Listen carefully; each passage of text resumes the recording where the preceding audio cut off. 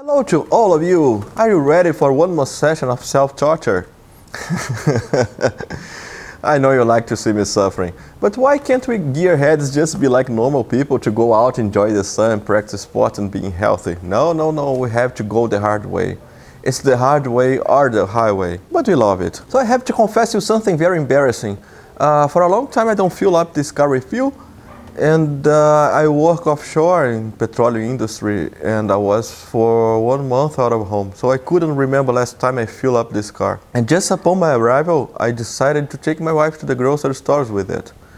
And I was rather lazy, and it was not so far away, I think maximum 3 kilometers away and way back. And I decided not to fuel up the car. Okay, I could arrive there rather fast and fine, but on the way back I couldn't start up the car. It needed a lot of cranking before it started, and it started rather bad. It didn't idle well, it was without power. So I crawled my way back to the gas station because I was already suspicious on fuel. And I arrived at the gas station, the car died exactly in front of the pump. The gods of gearheads and old cars were helping me in this day. I mean, it was not the first time this happened actually. A long time ago this happened before. But tell me in the comments, has it ever happened with you? The car died in the gas station because it was out of fuel? So I could make a fast splash and go, and the car turned on again, worked fine. Of course it took a lot of cranking before it started up, because the lines were really empty and out of pressure, and I could come back home. But why this happened? It happens because my fuel cylinder level is actually frozen. It doesn't move past or down the 3/4. It doesn't matter if it's empty or if I fill up completely, it doesn't move. Today I plan to fix this. And I don't have a new one, so I have to try to fix the old one. And of course you're asking, why not just to replace it with a new unit and save yourself all of this wasted time and job, something that can't go wrong. Of course I could buy a new one, but don't forget I live in the jungle, baby. And you are welcome and not gonna die. But yeah, it would take it about 2 months to arrive here, and I want to try to fix it. I never did this before, and who knows, it works, and I saved $200 for spending with something else like a game for PlayStation 5. So if you're curious and if you're having the same problem, you can join me and you can try to find this out together if it is possible to fix or not. And if you're not experiencing this problem, you can also join me too. But first, don't forget to subscribe to my channel and hit the thumbs up button. If you want to get to know when I put new videos, actually it's every Saturday. Actually I try at least every Saturday. But hit the bell notifications too and you'll be aware.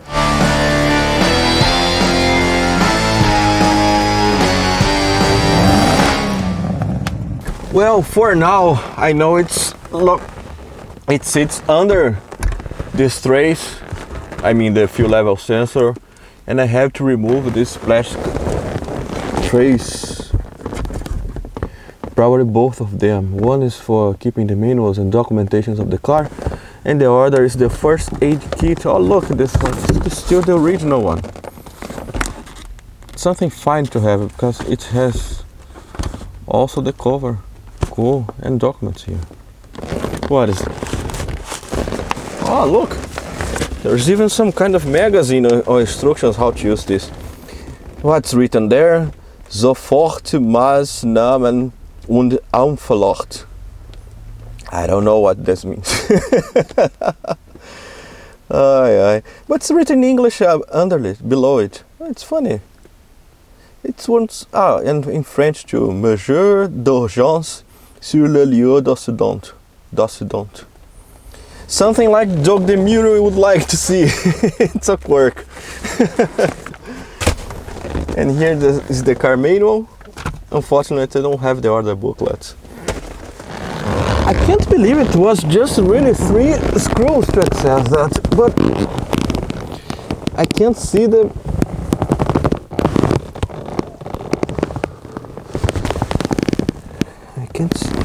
It was just 3 screws to remove that, but I can't see. This one doesn't want to go out so easily.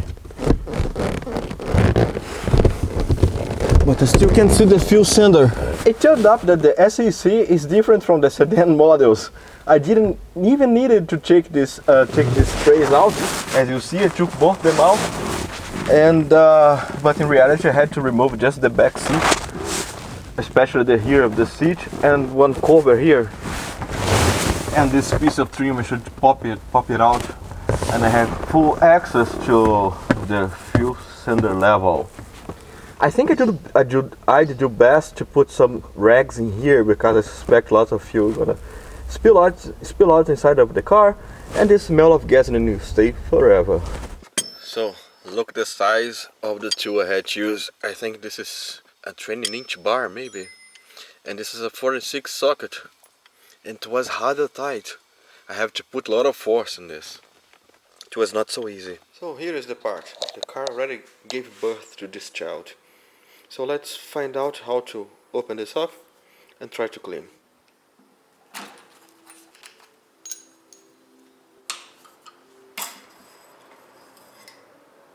The problem is rather obvious. There is one wire broken. I think it's the wire that works like a ground for that. I don't know if I'll be able to put another. Except by this fact, it looks rather good. It's clean even. Maybe a guitar string could do the trick. I don't know. I think the measuring gauge is gonna work again, because I noticed that this wire that got broken is the wire for contact of the reserve fuel, and the other one is the other for the level. So all we need with this one is for it to make the contact with the contact on this boil here. Now it's time for cleaning the soldering surface. As you can see, it's a hook shaped. So I'm gonna take this guitar string and make it hook shaped too. Attach it there before soldering.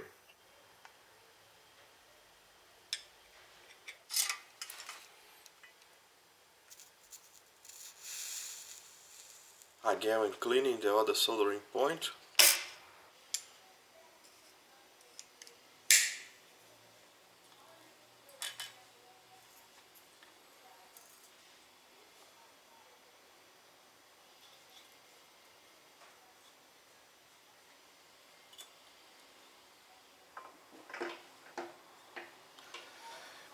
So what did I do here?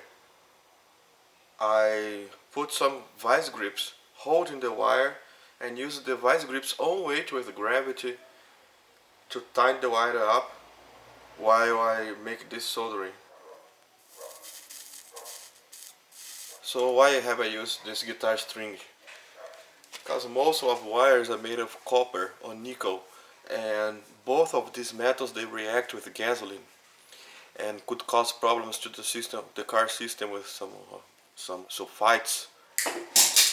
So fortunately it has worked fine.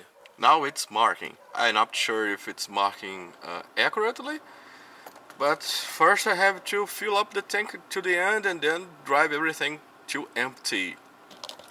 And for filling up the tank, I think with actual gasoline price, have to take a bank loan for that and pay maybe 24 installments. So as this was a rather easy job, I think I'm planning now to keep on here working and fix the seatbelt butler on the passenger side that's not working. I will show you.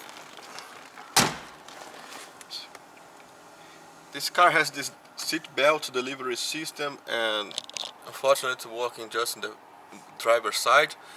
I already bought the relay for the other side because I suspected it's just the relay, so let's try to fix it. So if you're facing the same problem as me, your seatbelt butler is not working, we have to remove this here quarter panel. And for that you must unscrew 3 here. You must unscrew 3 Phillips screw here that holds this plate. Remove this rubber.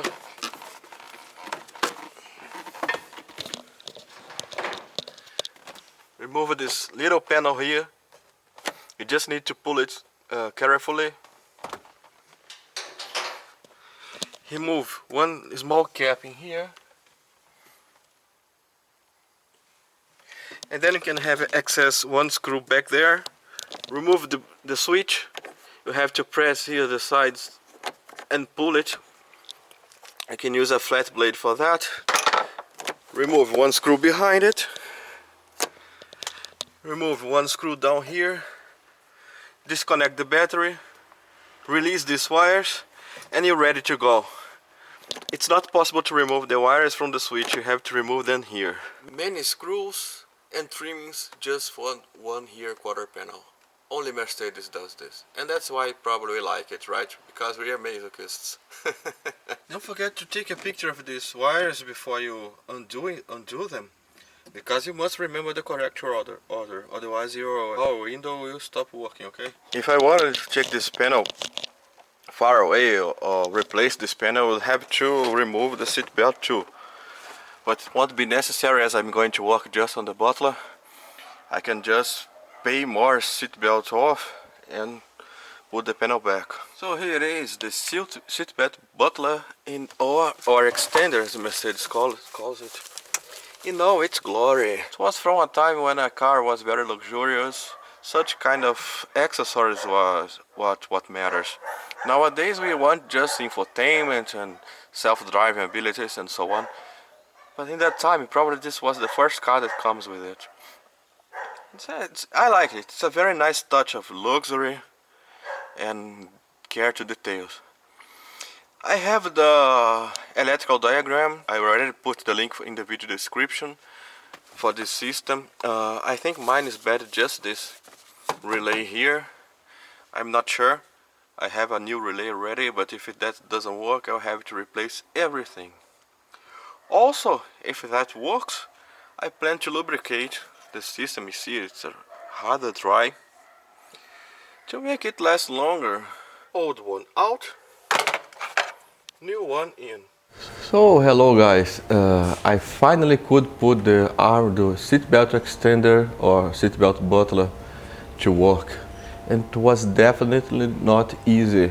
I had to work till late night. The battery got discharged and died, and I broke some trimmings. I broke the extender itself because I had to remove the seat. I was testing everything in the diagram. The problem was not inside that relay I replaced. The problem was still on after I replaced the relay. So with the diagram I tested for continuity, for if the current was reaching and going out from every possible pin, and everything was working. I first thought it was maybe the switch inside the seat belt buckle, but it was not, and for that I had to remove the seat, and the seat fell down above the arm extender and broke it off. I could make some concoction with epoxy and glue it in place, and seems to be working fine. I think it's rather resistant. Let's hope it won't break again. And I also checked the door switch, and it was also working fine. And the problem was in a rather unexpected place. Actually, I read in the MB World, and one guy there found the solution for this problem. So see here, there is this switch here. There are these switches here behind this cover. They are hidden behind this cover, and then I remove this cover out. And there are three switches here, two stacked on one side and one along on the other. And they tell the system if the arm is completely retracted, completely extended, and 1 inch back extension actually. So the sensor was out of position. I just had to lose the screws, position it back, and tie the screws again. And now it's working. Here was the place where it broke off, and here's the piece that tells the switch where it should go and when it should stop. I just needed to position the switches to touch this part in the appropriate moment. And that was all. Seems to be easy talking, right? But it took me literally the whole night. But I'm really happy that everything now is fine, okay, inside the car. I could also manage to connect again this connection, the vacuum connection for the seat back that was loose and was with a vacuum leak and it was not working. Let's hope it will work too now. And that's all. The seatbelt butler working fine. Oh, let's now finish mounting the interior. After everything is completed and finished, I think we can call it a day. So let's check how everything is looking like. Fuel gauge moving. Seat belts deliver. Let's check the other side. And it's also working fine. Yeah, we can definitely call it a day and reduce the list of things to do in this car. So thank you very much for watching. Don't forget to subscribe and to hit the like button if you liked this. Hope that this was useful for you, and actually I hope you never have these problems with your own car because it was very hard to work.